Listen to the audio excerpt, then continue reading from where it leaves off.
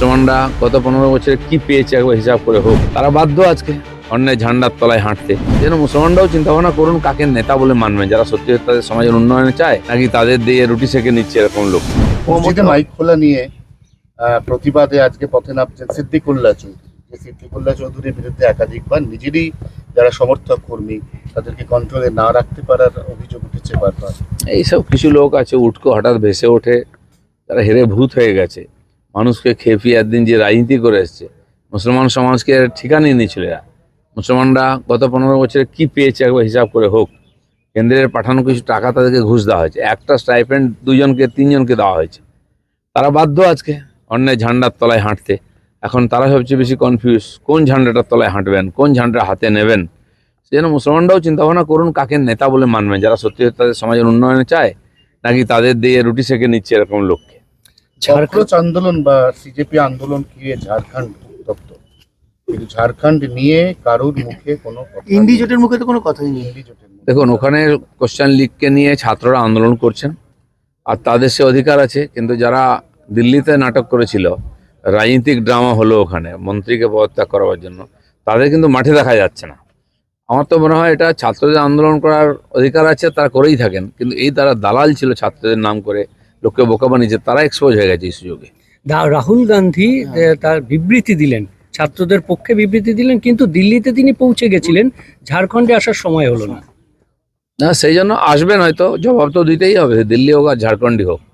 এই যে ছাত্রদের খেপিয়ে যারা রুটি সেঁকেছে রাজনীতির, তাদেরকে জবাব দিতেই হবে সমাজের সামনে।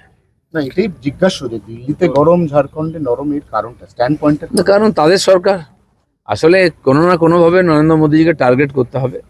আর বিদেশি গডফাদারদের অঙ্গুলি হেলনে অর্থে এই সমস্ত কিছু হচ্ছে, তো নরেন্দ্র মোদীকে কোনো না কোনোভাবে টার্গেট কারোর মাধ্যমে করার চেষ্টা হচ্ছে। কিন্তু এখানকার জনতা খুবই সজাগ, তারা খুবই অভিজ্ঞ। গণতন্ত্র আজকে নয়, আমাদের এখানে যুগ যুগ ধরে আছে। আর সেই গণতন্ত্রকে কেউ যদি বিভক্ত করতে চায়, ক্ষতবিক্ষত করতে চায়, সাধারণ মানুষই ঢাল হয়ে দাঁড়াবে। বলছি, যন্তর মন্তরের যে মূলত ছাত্র আন্দোলনের বার্তা দিয়েছিল এবং রাস্তায় নেমেছিল নেহা, আজকে কলকাতায় আসছে। নেহা বোরা আজকে কলকাতায় আসছে সে ছাত্র আন্দোলনের বার্তা দিতেই। অভিযোগ উঠছে যে উনি কোনো মঞ্চ পাননি, কারণ ওনারা মঞ্চ চেয়েছিলেন, বিভিন্ন কারণ দেখিয়ে সেই মঞ্চের পারমিশনটা শেষ পর্যন্ত এই যে নেতার নেত্রী হয়, যার পিছনে লোক থাকে, তার মঞ্চ লাগে না, রাস্তাই তার মঞ্চ। এরা তৈরি করা নেতা, তৈরি করা মঞ্চ, তৈরি করা মিডিয়া দিয়ে নেতা হয়। আমরা দেখেছি কমিউনিস্টদের যে অনুযায়ী আন্দোলন হতো ওখানে, আর ওখান থেকে নিয়ে এসে এখানে ভোটে লড়ানো হতো। এটা করা হয়, তারা কোথায় গেল আজকে? এই যে হঠাৎ ক্রিয়েটেড নেতা রাতারাতি হয়ে যায় না, মানুষ তাদেরকে স্বীকার করে না। এটা গোটা কলকাতা জুড়ে গতকাল উত্তর কলকাতা স্পেশালি ভয়াবহ অবস্থা হয়েছে, তাদের ভেসে গিয়েছে রীতিমতো প্লাবিত। প্রশ্ন হচ্ছে এটাই যে বোর্ড ভেঙে চলে যাওয়া, তড়িঘড়ি করে চলে যাওয়া, তার ফল কি ভুগতে হচ্ছে এখন মানুষকে? দেখুন, প্রত্যেক বছর আগস্ট সেপ্টেম্বরে বৃষ্টি হয় আর এই দুর্দশা হয়, এটা কোনো শর্টকাট সমাধান নেই। যত শহর, খালি কলকাতায় কেন বলছেন, বাকি শহরগুলো দেখুন দুর্দশা কি চলছে চারিদিকে। আর ড্রেন বন্ধ করে, পুকুর বন্ধ করে, মানুষের অবস্থা দুর্বিষহ। টাকা পয়সা দিয়ে জোর করে পারমিশন করে নিয়ে বাড়ি করে নিয়েছে। যে পুকুরগুলোতে জল জমা হতো সেই পুকুরগুলো নাই, বাইরে বেরোবার ড্রেন নাই।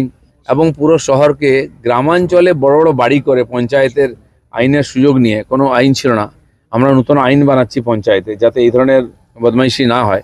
তো গ্রামের পঞ্চায়েতে বড় বড় বাড়ি করে, মানে এই যে রুরাল আর আরবানের মাঝখানে একটা শব্দ চালু হয়েছে, রারবান। সেই রারবান এলাকাটা যথেচ্ছ বাড়িঘর, বড় বড় ফ্ল্যাট করে রাস্তা আটকে থাকে, কোনো ড্রেন নেই, কোনো রাস্তা নেই। আমাদের পঞ্চায়েত বিভাগে, পঞ্চায়েত এলাকায় বাড়ি করলে তার জন্য কোনো আইন ছিল না, এক পাতার একটা খালি নির্দেশিকা ছিল। একাধিক রাজ্যেতে এই ধরনের আইন তৈরি হয়েছে, কারণ গ্রামের দিকেও আজকাল বড় আবাসন তৈরি হচ্ছে, ফ্ল্যাটস তৈরি হচ্ছে, সেটা কন্ট্রোল করতে হবে। সেজন্য আমরা বিভিন্ন রাজ্যের আইনকে স্টাডি করে আর একটা আইন তৈরি করেছি, সেটা খুব সিস্টেমে দেওয়া হয়েছে, ফাইন্যান্স পর্যন্ত গেছে। খুব তাড়াতাড়ি আমরা রুল নিয়ে আসছি যাতে ঠিক শহরের মতোই সমস্ত আইন কানুন করে ওখানে বাড়ির পারমিশন পাওয়া যাবে। একদিকে রাস্তাঘাটের অবস্থা খুব খারাপ, ভাঙাচোরা, তার মধ্যে যে কোনো বৃষ্টিতেই জল জমছে। এই যে 3-4টে বড় বৃষ্টি হলো, কোনোটাতেই জল সরছে না। এতে তো সাধারণ মানুষের, সরকার, নতুন যে সরকার, তার উপর যে প্রত্যাশা, ধাক্কা খাচ্ছে না। বিভিন্ন ঘটনা আমরা জানি, আমফানে 7 দিন জল ছিল, রাস্তা বন্ধ ছিল, সরকার বলেছে 7 দিন আগে কিছু হবে না। কলকাতায় বৃষ্টি হলে আর গঙ্গায় যদি বান আসে বা জোয়ার আসে, তখন জল নিকাশি ব্যবস্থা ঠিক হয় না, গঙ্গাই আমাদের মাধ্যম। এটা প্রায় হয়ে থাকে 2-3 ঘন্টা ডুবে যায়। গত বছর আমরা দেখেছিলাম দক্ষিণ কলকাতায় বহনীপুর থেকে আরম্ভ করে বালিগঞ্জে কি ভয়ঙ্কর পরিস্থিতি হয়েছিল। কলকাতার অভিজ্ঞতা নতুন নয়, ঠনঠনিয়া কালীবাড়ি এলাকায় বিস্তীর্ণ এলাকা জল জমে একেবারে কল স্ট্রিট পর্যন্ত। তো এইগুলোর স্থায়ী সমাধান করতে হবে ধীরে ধীরে, পুরো প্ল্যান করে, মাস্টার প্ল্যান করে। পুরনো ড্রেন, আন্ডারগ্রাউন্ড যে ড্রেন সেগুলো জমে গেছে, বৃষ্টির আগে পরিষ্কার করা উচিত এবং স্থায়ী সমাধানের জন্য রাস্তা বার করতে হবে, খালের সঙ্গে সম্পর্ক বার করতে হবে।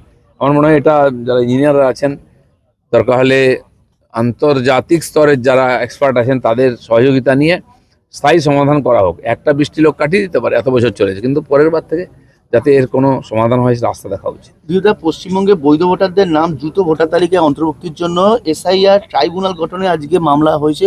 আজকে দ্রুত যাতে শুনানি হয় এবং অধীর রঞ্জন চৌধুরী এই মামলাটা করেছে যাতে বৈধ দেখুন, ভোটার এক নাম। সময় যখন এসআইআর এখানে লম্বিত হয়ে গেছিল টিএমসি চক্রান্তে, 228 জন না কত জজকে বাইরে থেকে ম্যাজিস্ট্রেট নিয়ে এসে এখানে এমার্জেন্সিতে করা হয়েছিল।